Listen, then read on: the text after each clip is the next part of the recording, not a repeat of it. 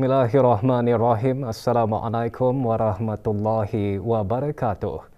11 kes COVID-19 ditempatkan dalam kategori 4 memerlukan bantuan oksigen dan di bawah pemantauan rapi. Manakala 8 kes kini berada dalam kategori 5 dan dirawat di unit rawatan intensif dan memerlukan bantuan mesin pernafasan. Sementara itu, 1 kes COVID-19 telah meninggal dunia. Yang Berhormat Datuk Seri Setia Dr. Haji Awang Muhammad Hisham bin Haji Jaafar, Menteri Kesihatan, memaklumkan perkara tersebut semasa sidang media situasi terkini jangkitan COVID-19 di Dewan Al-Afiah Kementerian Kesihatan. Juga menyertai sidang media Yang Berhormat Pihin Orang Kaya Seri Kerna, Datuk Seri Setia Dr. Haji Awang Abu Bakar bin Haji Apong, Menteri Hal Ehwal Dalam Negeri, dan Yang Berhormat Datuk Seri Setia Dr. Awang Haji Muhammad Amin Liu bin Abdullah, Menteri di Jabatan Perdana Menteri dan Menteri Kewangan dan Ekonomi kedua. Sebanyak 3,849 kes baru telah dilaporkan yang membawa jumlah keseluruhan sebanyak 104,022 orang. Daripada jumlah kes baru ini, 3,172 adalah hasil ujian ART yang telah dimuat naikkan ke aplikasi BruHealth. Manakala 677 adalah hasil dari 4,100 ujian makmal RT-PCR yang telah dilakukan dalam masa 24 jam yang lalu. Sementara itu, 3,333 kes telah disahkan sembuh yang membawa jumlah kes yang sembuh di negara Brunei Darussalam kepada 64,081 kes. Manakala jumlah kes aktif ialah sebanyak 39,785 kes. Pada masa ini, kadar pengisian katil di pusat-pusat pengasingan di seluruh negara atau bed occupancy rate ialah sebanyak 8.5%. Dalam pada itu, 287 kes aktif sedang menerima rawatan di pusat-pusat pengasingan dan hospital-hospital. Manakala seramai 39,498 kes positif kini sedang menjalani pengasingan diri di rumah.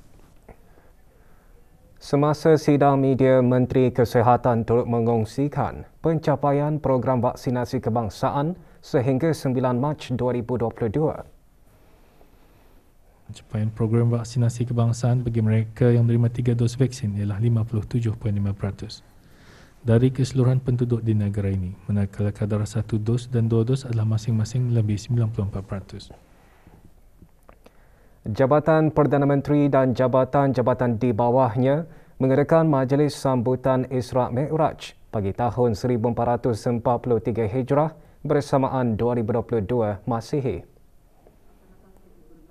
Hadir Yang Berhormat Datuk Seri Setia Haji Awang Abdul Mukti bin Haji Muhammad Daud, Menteri di Jabatan Perdana Menteri.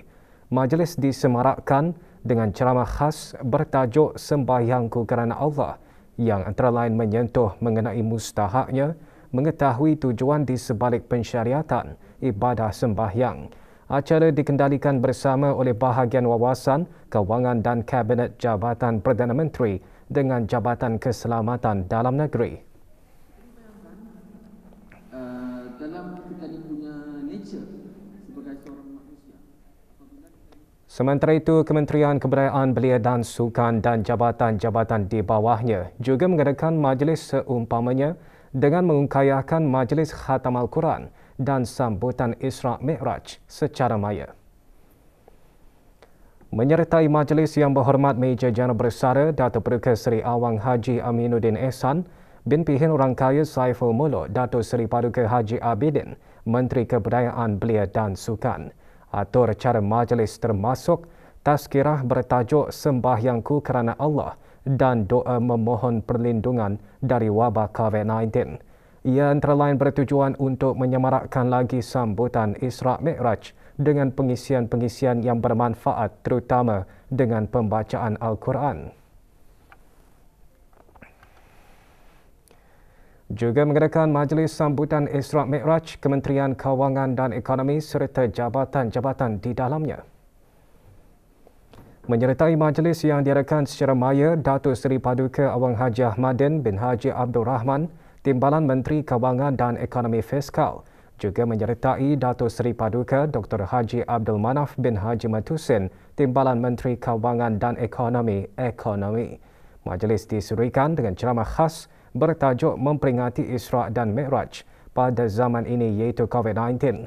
Majlis diselenggarakan oleh bahagian pendaftaran syarikat-syarikat dan nama-nama perniagaan dan unit perundangan. Beberapa pencapaian penting telah diraih oleh syarikat Brunei Gas Carriers BGC. Ini termasuk kenaikan pangkat beberapa pegawai kapal BGC, penandatanganan kontrak biasiswa baharu BGC, pelancaran pusat latihan Bridge Simulator baharu BSTC dan pameran inisiatif pendigitalan BGC. Bagi meraihkan pencapaian tersebut, BGC mengadakan majlis pencapaian saluran bakat maritim atau Maritime Talent Pipeline Achievements. Hadir yang berhormat Datuk Seri Setia Dr. Awang Haji Muhammad Amin Liu bin Abdullah, Menteri di Jabatan Perdana Menteri dan Menteri Kewangan dan Ekonomi Kedua, dan yang berhormat Datuk Seri Setia Awang Abdul Muttalib bin Pihin Orang Kaya Seri Setia Datuk Paduka Haji Muhammad Yusof, Menteri Pengangkutan dan Infokomunikasi selaku pengerusi Lembaga Pihak Berkuasa Maritim dan Pelabuhan Brunei Darussalam. Pencapaian penting tersebut merupakan bukti komitmen BGC dalam mengukuhkan bukan sahaja tenaga kerja syarikat berkenaan tetapi juga secara tidak langsung memupuk bakat tempatan dalam industri maritim Brunei.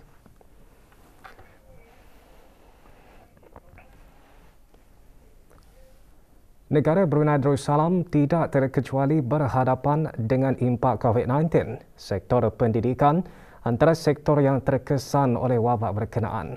Bagaimanapun, Kementerian Pendidikan sedang dan akan terus melaksanakan pelbagai usaha dalam memartabatkan kualiti pendidikan di negara ini. Menteri Pendidikan berkata, Politeknik Brunei sebagai salah sebuah politeknik di negara ini mempunyai peranan yang signifikan dalam menyediakan sumber manusia yang berkualiti bagi menyokong pembangunan serta kemajuan sosioekonomi negara.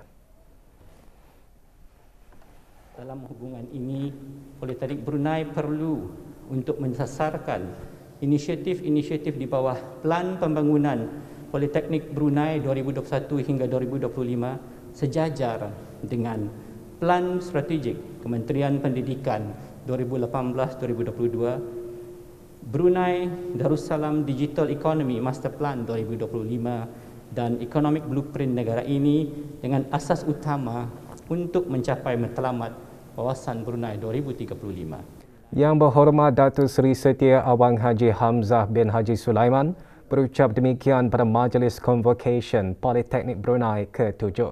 629 orang graduan pengambil ke-9 menerima sijil diploma tahap 5. Antaranya dalam jurusan pengajian perdagangan, akauntan dan kewangan, sistem maklumat dan kejururawatan.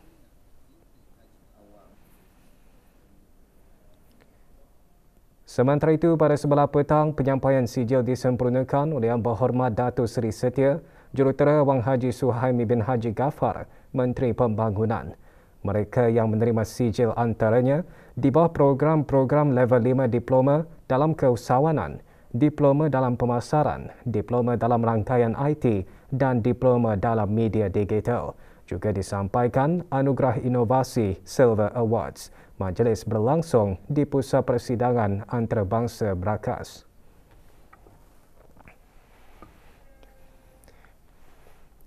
Demi meraih kejayaan, para graduan Politeknik Brunei mengharungi pelbagai cabaran termasuk pembelajaran dengan norma baharu. Bagaimanapun, di sebalik cabaran tersebut, para graduan berupaya mengharunginya dan cuba menerapkan pengalaman tersebut ke dalam kehidupan mereka.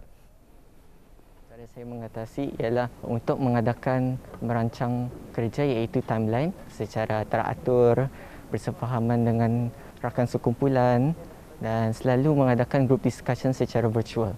Untuk mengatasi cabaran ini, mungkin satunya bermula daripada niat dulu tu, niat dan pemikiran yang positif.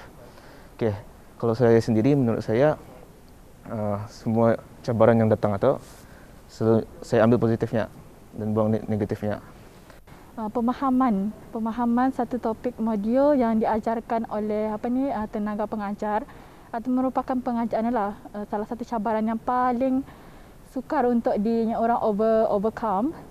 But alhamdulillah dengan ketabahan semua student and then juga dengan ketabahan tenaga pengajar untuk membimbing kami dalam memahami topik dan modul tersebut. Melalui pembelajaran atas talian, interaksi fizikal di antara rakan sekelas dan pensyarah menjadi lebih terhad, di mana kami menggunakan online lectures mengakibatkan saya sukar untuk menumpukan perhatian dalam jangka masa yang lama. Negara Brunei Darussalam setakat ini belum menghadapi atau dimasuki oleh ancaman-ancaman golongan pelampau dan penyeleweng agama seperti Khawarij dan Musyabbihah. Banyak faktor boleh diandaikan mengapa negara Brunei terselamat daripada ancaman-ancaman itu. Antaranya kerana negara meletakkan agama Islam sebagai agama rasmi menurut pegangan Ahli Sunnah wal Jamaah dan Mazhab Asy-Syafi'i. Yang Berhormat Pihin Datuk Seri Maharaja Datuk Paduka Seri Setia Dr. Ustaz Haji Awang Abdul Aziz bin Junid Mufti Kerajaan menjelaskan perkara itu semasa membentangkan kertas kerja bertajuk Bahaya Golongan Musyabbihah Alaf Baru dan Khawarij Moden, peranan mufti dan ulama Ahli Sunnah wal Jamaah mendepani golongan takfiri pada Multaqa Ulama Ahli Sunnah wal Jamaah peringkat antarabangsa 2022 yang diadakan secara maya. Mufti Kerajaan berkata telah terbukti bahawa dasar tersebut telah dan sedang membawa negara menikmati kestabilan baik dalam kehidupan beragama pada khususnya maupun kehidupan bernegara pada umumnya.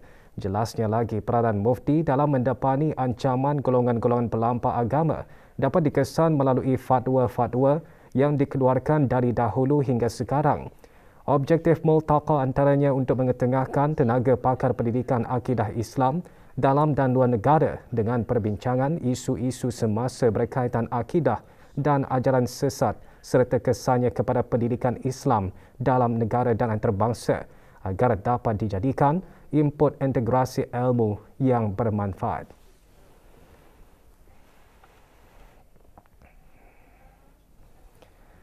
Pihak berkuasa industri teknologi infokomunikasi negara Brunei Darussalam AITI telah menerima beberapa aduan daripada sebilangan pengguna telefon bimbit yang menerima panggilan penipuan dari nombor tidak dikenali yang menyamar sebagai wakil dari agensi kerajaan atau syarikat perniagaan.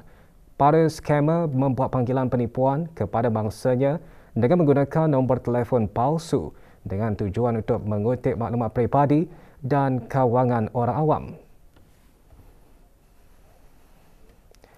Sehubungan itu, pihak AITI menasihatkan orang ramai untuk sentiasa berwaspada apabila menerima panggilan dari nombor yang tidak dikenali, sama ada dari nombor tempatan atau dari luar negara, terutama apabila tidak menjangkakan untuk menerima sebarang panggilan. Tidak sesekali memberikan maklumat peribadi atau maklumat perbankan melalui telefon seperti nombor pengenalan, nombor akaun bank dan sebagainya. Lebih berhati-hati semasa mengikuti arahan dalam panggilan yang mencurigakan. Mendapatkan maklumat pemanggil, menamatkan panggilan dengan serta-merta dan menghubungi talian rasmi agensi kerajaan atau syarikat perniagaan yang berkenaan untuk mengesahkan panggilan tersebut.